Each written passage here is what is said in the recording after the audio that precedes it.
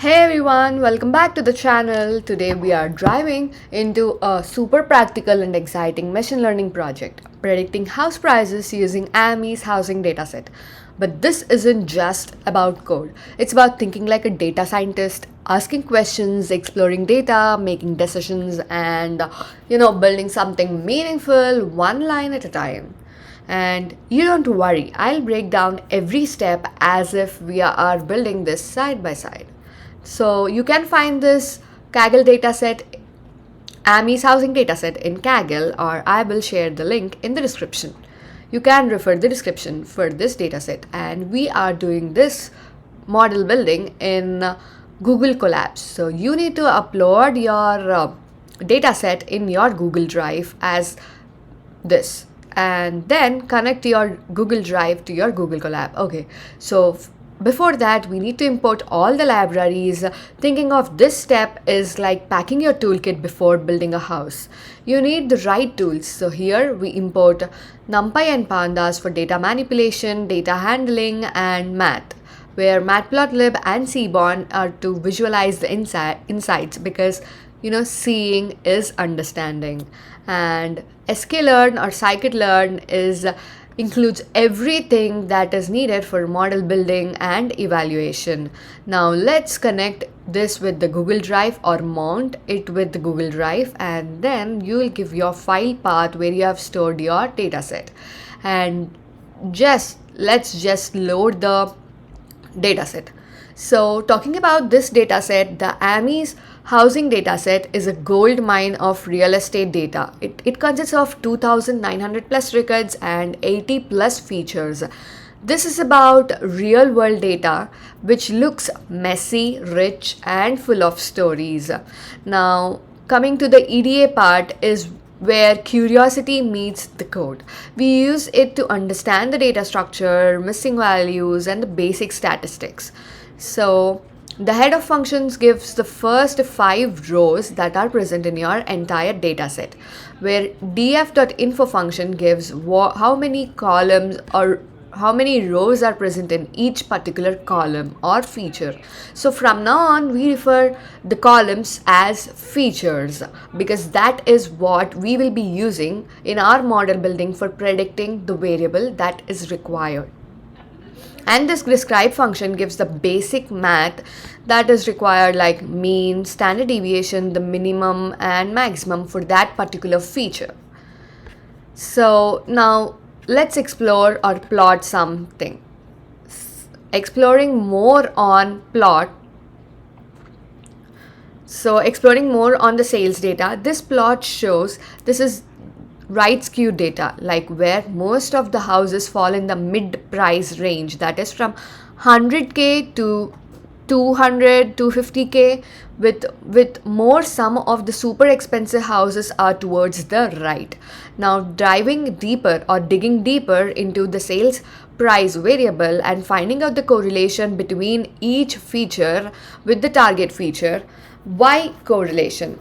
Because correlation helps us understand which features moves together. We're hunting for signals, like you can see that overall quell, GR live area, garage cars, garage area are more likely and are more related with the sales price. That is, it is more impacting with the it more impacts the target variable. And this correlation can be plotted using the heat map. This correlation can be found using the heat map, and these are some of the basic functionalities, like the plot size, plot what is the title of the image that you want to keep or the visualization that you want to put, and you want to show the visualization here. So these are some of the basic steps that are present. And next, too many missing values are being found in these particular columns. So the missing values can be found using isNull and SumOf, and then sorting it based on the highest value. So pool, QC, misc feature, fins, and alley are having the highest missing values, and so that's like broken brick in a house. So we are most likely to drop them because they are not required for us and we can't even impute any statistical values. So some others like lot frontage, we can fix them by grouped medians. So we are grouping it with the medians, and we are filling this garage irritability with the mode, and we are filling the string value none into mass and NVR type. So that's how we are replacing or imputing the null values that are present in a particular features. And what is the fun part here is the feature engineering. Why are we using feature engineering? Because raw data isn't always insightful. Creating new features like total bath, house age helps us model understand the real world conditions better. So we are just considering how many total number of baths as one variable, and the house age by the year sold and year built, we will be getting the total age of the house. So because they also impact the sales price. So after plotting this is a scatter plot. This plot confirms our intuition. Bigger homes is equal to bigger price. That's what mostly happens. But check these outliers. Huge homes at low price, that might be some detective work to be done. Maybe it's because of manual entry error, or there might be some special cases for these houses for having a lower price in that particular area. So we are only checking upon only few features and selecting few features for our model building, which are highly correlated with the sales price and logically relevant, like size, quality and conditions. So this is a kind of both data driven and domain driven decision making. And let's check if there are any null values in the features that we have selected and drop them, and then separate the target variable to be y, and the sales price to be y, and we are just checking the shape, that is the number of rows and the number of columns that we have selected for as features. And next, so there aren't any null values because we have already dropped them previously, and now transform the target variable. Why are we transforming, and why are we not using the original value of the y? And also, why are we using log transformation? Because linear models assume normal distribution of target. So this transformation makes the predictions fairer and handles the skew. So as you can see, after conforming or transforming the y target variable, we are getting a skewed, normally distributed or equally distributed with a fairness added into it plot, which is much better, and the symmetric curves make the linear regression happy. Now, splitting and scaling, where splitting is equal to dividing the data into testing and training. So here we have considered 20% for testing and 80% of the overall data for training.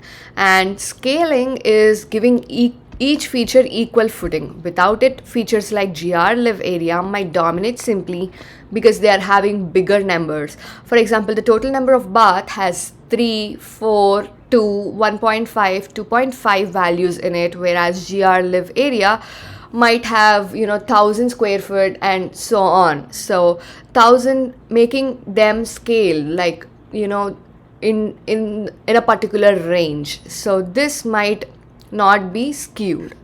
And next, building the models. So we are using the linear regression, which is fast and predictable, where ridge regression is for it's considered as L2 penalty, which shrinks the large coefficients to reduce overfitting. Lasso for adding L1 penalty, which shrinks some coefficients to 0, perfect for feature selection.